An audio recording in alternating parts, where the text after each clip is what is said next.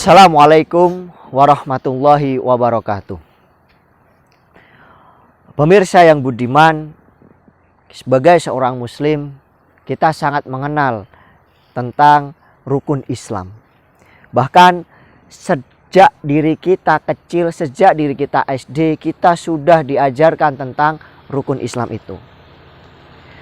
Yang pertama, rukun Islam adalah tentang syahadat.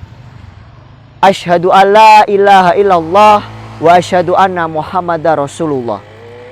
Aku bersaksi bahwa tiada Tuhan selain Allah, dan aku bersaksi bahwa Nabi Muhammad adalah utusan Allah.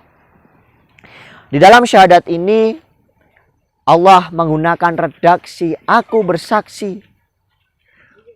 Allah tidak menggunakan aku melihat, aku mendengar, tapi menggunakan kata aku bersaksi.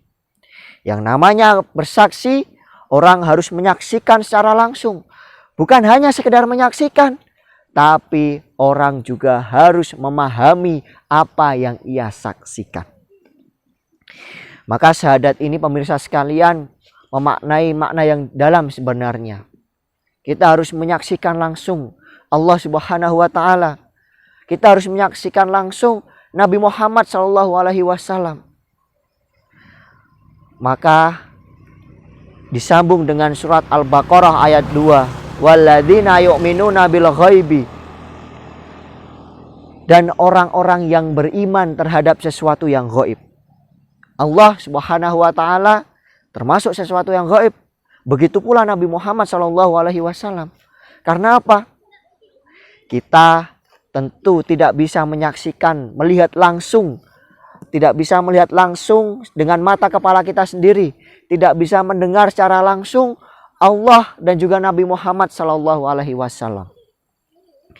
Namun makna yang lebih dalam dari syahadat ini, kita bukan hanya sekedar bisa melihat, bukan hanya sekedar mendengar, tapi juga menyaksikan tentang Allah Subhanahu wa Ta'ala, menyaksikan Nabi Muhammad SAW.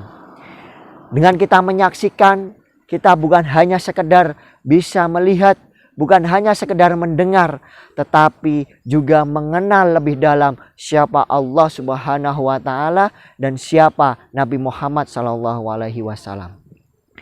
Maka pemirsa sekalian, syahadat bukan hanya sekedar pengakuan.